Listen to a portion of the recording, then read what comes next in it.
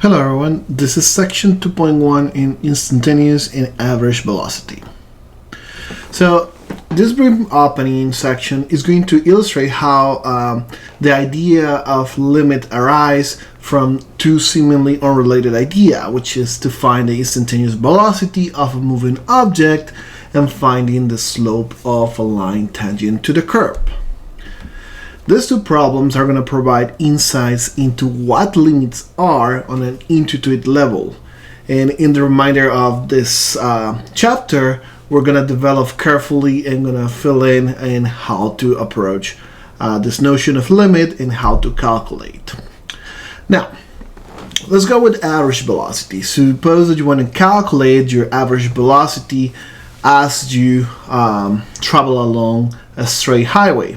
So if you pass a milepost 100 at noon and milepost 130 at 12:30, then you're traveling essentially 30 miles in a half an hour.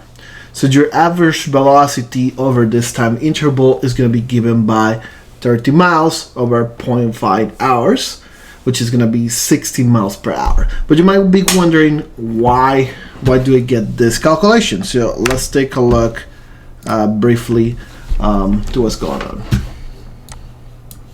So let me use the board over here and let's use the numbers.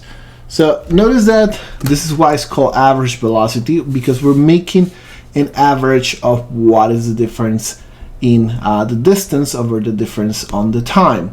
So initially I'm gonna go with the milepost 130 miles, of course, which is the end position, minus the milepost 100, and notice that we pass this at 12:30 p.m. right? And we pass this one at noon, which is 12. Yeah.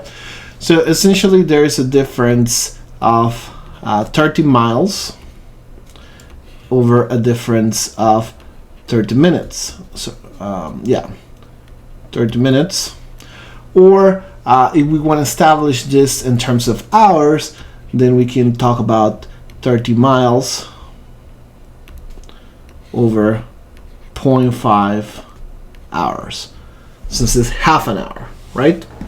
So this is what this is coming from. And so essentially we're making a difference between the end point and the beginning point in distance in over a difference in the end point and the initial point in time. So now that's where we get this value. You divide 30 over 0.5, and that's going to be 60 miles per hour, okay, which is going to give us what is called our average velocity in that time interval. Now, by contrast, even though your average velocity might be that, it's almost certain that that's not going to be your instantaneous velocity, because when you're going in a car, the speed is going to be given by the speedometer, and you're not always to a constant velocity, but the velocity is going to vary from one moment to the next. So these two are two different notions.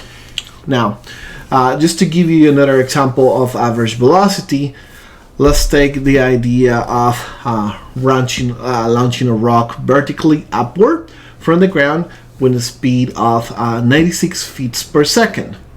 If we neglect air resistance, we have a very well-known formula from physics that states that the position of the rock after 30 seconds is given by a position function. This position function is going to be minus 16t squared plus 96t. Notice that this 16 is coming from the gravity, and this 96 is coming from the initial speed. Okay. Now, given that the position S is measuring feet, of course, with S equals 0 corresponding to the ground, and we want to find the average velocity of the rock in each pair of the times. Okay, so we can do the calculations here with t equals 1 and t equals 3 and t equals 1 and 2. And so if I can go ahead and do it, you're gonna see that this is really similar to what we did before. So first I'm going to make a note here on my function. S of t is minus 16t squared plus 96t. And I'm interested in t equals 1, t equals 3, t equals 1, t equals 2, right? Okay. So let's spend a little bit on this. So my calculation of the average velocity will be given by, well, what is s of 3 minus s of 1 over 3 minus 1, and this will be in the first question. And of course the average velocity for let me call this A and this B, and the average velocity for the second one will be s of 2 minus s of 1, 2 minus 1. So let's calculate each of the things that I need. I can calculate s of 1, s of 2, and s of 3. Okay. If I plug 1 here, notice I essentially have 96 minus 16, so I'm going to have 80. Right? If I do s of 2, that's going to be a little bit more complicated. So that's going to be minus 16 2 squared plus 96 by 2. And we use the calculator for that one. And so 2 squared is 4 by 16. That's going to be minus 64. So minus 64. And 2 times 96, that's going to be 192. So we're essentially doing 192 minus 64, and that's going to be 128.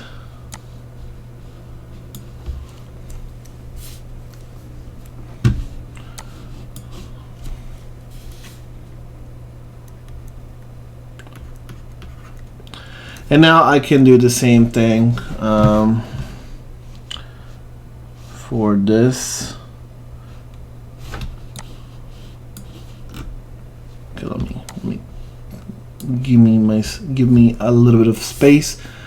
So now minus 16 by 3 squared plus 96 times 3, and so 3 squared is going to be 9, and 9 by 16 is going to be minus 144, and then 96 times 3 is going to be 288,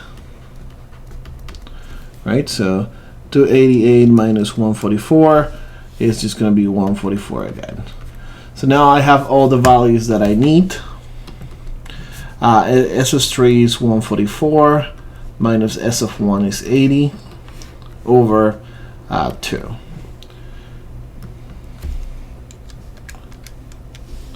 And so this is going to give me 64 divided by 2, and so 32, right? And so we can think of this of miles per hour as well, since we have unit of time and unit of position. And then S of 2 minus S of 1 is a similar calculation. I have 128 minus 80 over 1. In this case, notice that the bottom is not gonna cause any quotients, and so we have just here the 48 miles per hour. So that's the calculation of the average now, given that we have a function. So it's a very straightforward calculation that we can do, and we can do this in many intervals of time as needed. Okay, and now let's take a look of how this looks in terms of graphically. And we have here that we have the rock moving along this equation. This equation is of course a parabolic movement, and so that's why it's describing this function. Notice here that s equals 1, we have that measures the 80. At age 2, it measures the 128, and at 3, the 144 in the positioning. Okay. Now, this is just the position of the rock in terms of the height at different times. Now, when I make the interpretation of what am I doing with the average velocity, notice that, for example, between 1 and 3, what I'm measuring is what is the change in position that happens between hour 3 to hour 1 in feet and or in seconds. And in here we have the elapsed time that is just going to be 2 seconds, since we're assuming that the units here are time in seconds. And now, so this variation just gives me this change, which is going to be 64 feet over 2 seconds, or 32 feet per second. Similarly, we can do the same kind of analysis with the average velocity for t equals 2. Notice that it's a change in the position between 2 and 1. And if you notice, it's like we can measure this line that is going through these 2 points. Similarly here, notice if you go back to thinking in the equation of the line, this is just giving me the slope. This average here that we're taking, making the difference in the distance over the difference in the time, is just essentially a difference in the coordinates y versus the coordinates x. And so we're obtaining, with the average slope, we're obtaining the slope of a tangent line. Now, given that specific line that we're taking between 2 points is called the secant line. Since this is a point that cuts between 2 points, is a secant to the curve. And so we can generalize this idea by taking the distance between any point t1 and t0 and measuring divided the time t1 and t0. So this is a change in the position over the change in time, and is producing the slope of this line here. Okay. Now, if we start looking at the behavior between the average velocity, and we start moving the average velocity closer to the initial point, we're going to notice something really curious, and is that the values of the average velocity are going to get closer and closer to the value of the instantaneous velocity.